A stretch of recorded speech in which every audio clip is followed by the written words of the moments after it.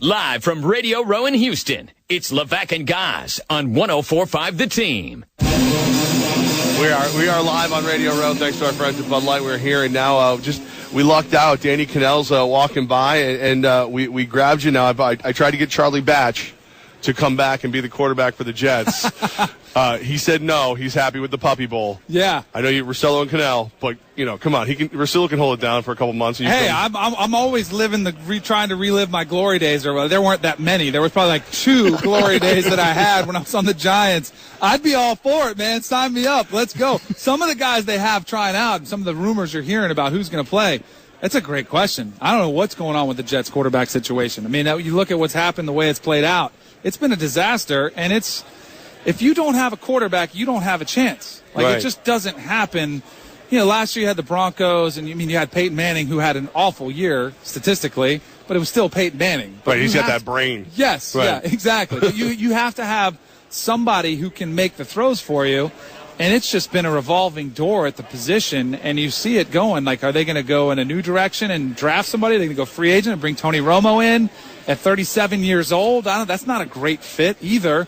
And the thing that I love, and I love talking about New York quarterbacks in general too, because it's the toughest place to play quarterback in the NFL. I mean, it just is. With the media pressures that are around you, the fan base, which is, high expectations, whether you're on the Giants or the Jets, it's a unique set of circumstances. And it's the hardest position to play as it is in all of sports. Right. And then you throw in some of those little wrinkles into it. How's Eli survived so long? 2 Super Bowls always kind of helps, Because look at how much he's benefited from those 2 Super Bowls. Right. Because I think Eli will probably be in the Hall of Fame.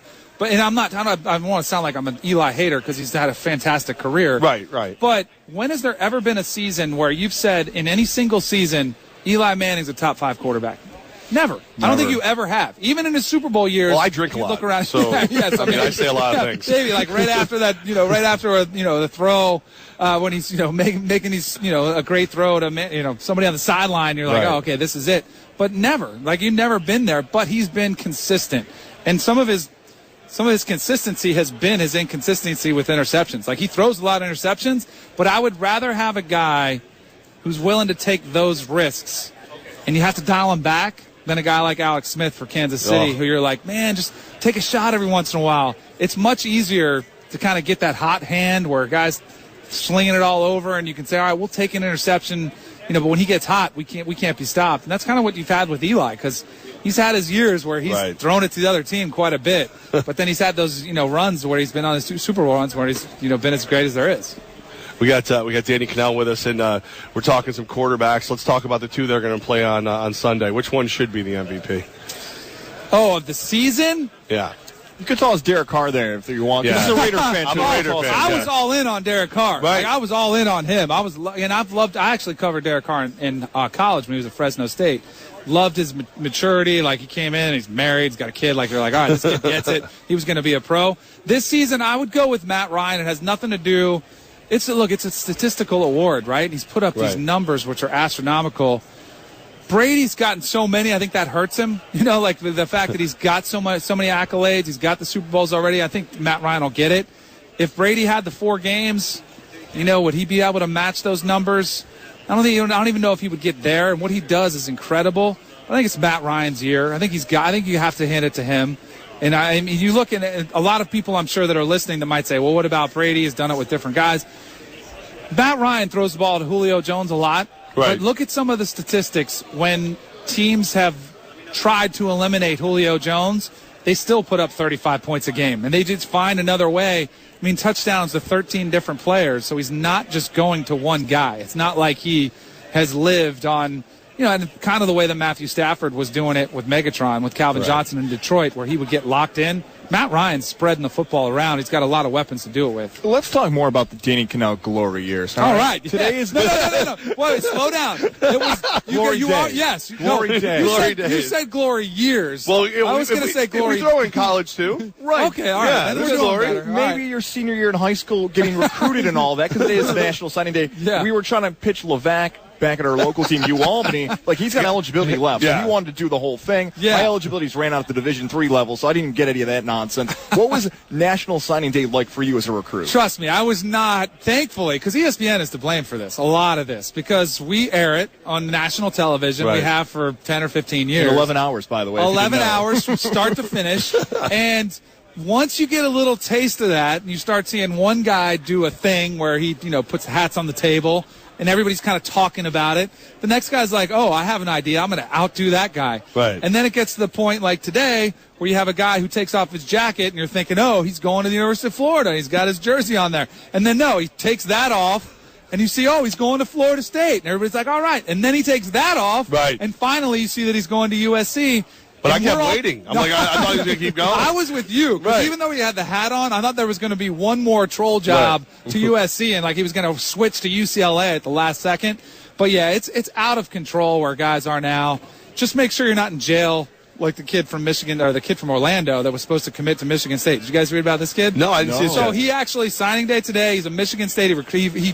He committed verbally early, and he couldn't send in his letter of intent because he was in jail, was arrested on, burglary charges last night. Wow. So if you had one more phone call, what do you do? Like, do you say, can I not have a phone call, have a fax machine so I can fax in my letter? Right. Can you bring me to Kinko's real quick? Yes. I swear I'll be good. Yeah, that was the first I've ever heard of that happening today. So, yeah, it's a circus. Well, I did have a press conference.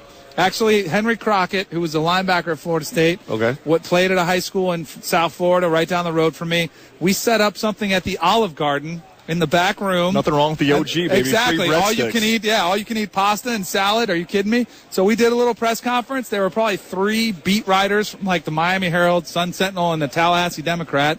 And we did our thing, signed our letters, and that was it. But, yeah, that was all the glitz and glamour that we had. Danny Kanell with us now. Last time we took the trip to the mothership, you and Rusilla, the golf video had just come out where the guy had the marshmallow, and you guys were out in the middle of the yard trying to do it. Yep. One of you did it. I can't remember which one it was. No. Don't be bringing up bad memories. We actually both did it. You both did it. But it ticked me off because it took me 13 tries. Yep. And he did it on the first.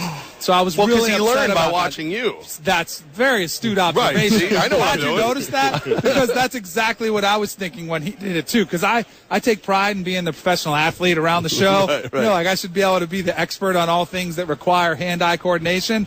And that really bothered me that he was out there and just was able to flip it up in one hand in one try. Got to get a prediction from you before we can let you leave. I'm going with the Falcons. I'm going with the offense. I know defense wins championships, but I've thought about Bill Belichick and his his defensive philosophy is, hey, let's take the best thing they do. Julio Jones, basically. Right. So let's say he does sell Julio Jones. They still have 2 running backs who can make plays. They still have Mohamed Sanu, in the slot. They still have the red zone weapons that they have. Even if you take away Julio Jones, I think there's still too much firepower for New England to slow them down. And on the other side of the ball, I think Dan Quinn has enough experience facing this Patriots offense where he'll be able to contain them, get some shots in on Tom Brady, and where they can't keep up. So I think Atlanta's going to win. The next starting quarterback in New York Jets, Danny Kanell. I'll be cheap, too. If they gave Fitzpatrick 12, I'll play for 6. Yeah, that's reasonable. Exactly. It's a bargain. Exactly. And then I'll just get hurt in week 1 and collect. We appreciate your time, man. Enjoy Thank you, Radio Danny. Row. Thanks, guys.